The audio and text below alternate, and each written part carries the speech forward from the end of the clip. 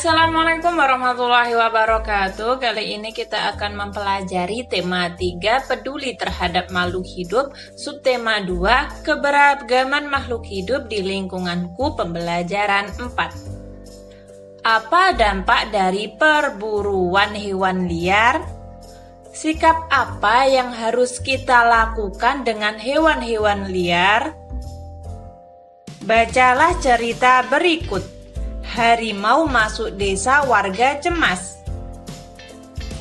Mari kita baca bersama-sama. Beberapa minggu belakangan ini warga desa Bandung hidup dalam kecemasan. Hal ini terjadi karena beberapa kali terlihat beberapa ekor harimau masuk ke area pemukiman warga. Desa Bandung memang terletak tak jauh dari hutan. Harimau-harimau tersebut memang belum mengganggu warga. Mereka hanya berkeliaran, seperti sedang mencari makan. Warga desa Bandung berupaya mengamankan ternak peliharaan mereka. Ketika malam tiba, warga pun bergantian melakukan ronda untuk menjaga agar harimau-harimau tersebut tidak mengganggu. Sesungguhnya apa yang terjadi pada warga sudah lebih dulu dirasakan oleh harimau-harimau penghuni hutan tersebut. Warga memang sering masuk ke hutan dan melakukan penebangan hutan untuk memperluas ladang kopi mereka. Tentu saja hal ini mengakibatkan habitat hewan hutan semakin sempit. Hak hidup hewan yang menjadi penghuni hutan terganggu. Pohon-pohon yang menjadi sumber makanan hewan-hewan kecil dirusak. Akibatnya, hewan-hewan kecil tersebut mencari makan di tempat lain. Nah, hewan besar seperti harimau yang memangsa hewan kecil pun kehilangan haknya untuk mencari makan di habitatnya sendiri. Naluri untuk meneruskan kehidupanlah yang membuat harimau-harimau tersebut kemudian mencari makanan ke tempat lain. Itulah sebabnya harimau pun masuk ke desa Bandung. Jika demikian, apakah harimau yang mengganggu hak hidup warga desa Bandung atau justru warga desa Bandung yang mengganggu hak hidup harimau di hutan? Manusia dikaruniai akal, budi pekerti, dan kebijaksanaan. Sudah seharusnya manusialah yang memahami kewajibannya untuk menjaga hak hidup makhluk hidup lain di sekitarnya, termasuk harimau.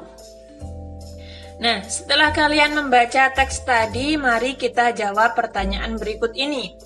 Apa yang dilakukan warga terhadap hutan? Warga melakukan penebangan hutan untuk memperluas ladang kopi mereka. Apa yang terjadi dengan harimau?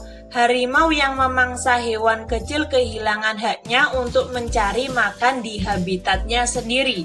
Nah, untuk nomor 3-9 silahkan kalian jawab.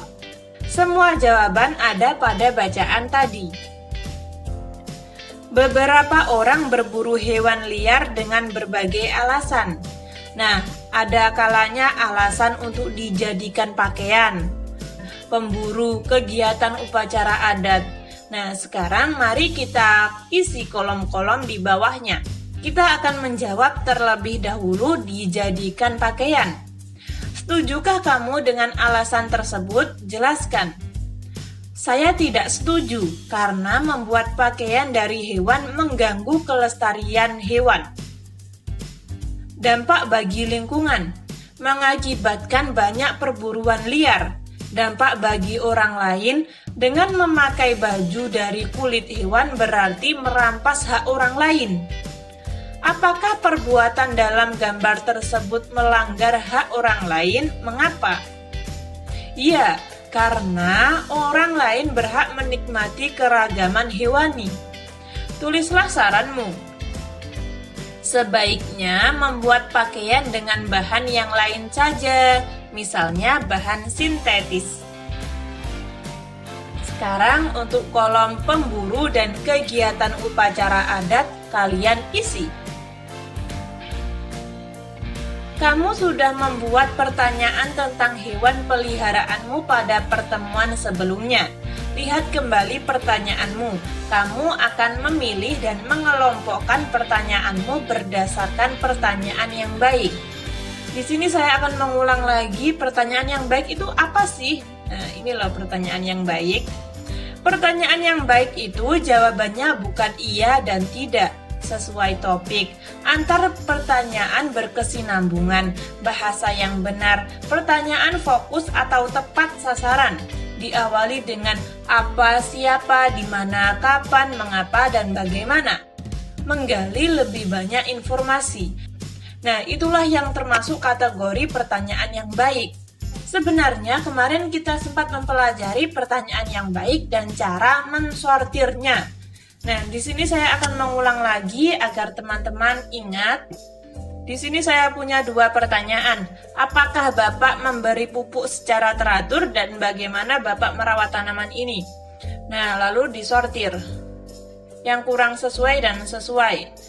Nomor 1, apakah Bapak memberi pupuk secara teratur? Itu nanti jawabannya pasti iya atau tidak. Sedangkan pertanyaan yang baik jawabannya bukan iya dan tidak.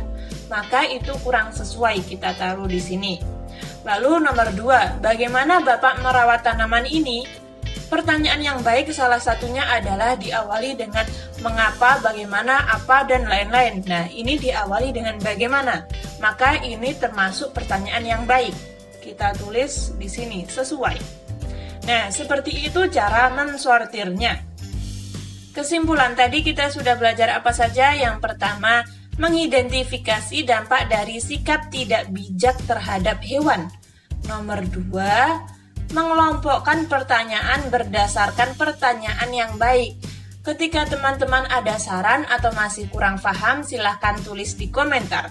Semoga bermanfaat. Wassalamualaikum warahmatullahi wabarakatuh.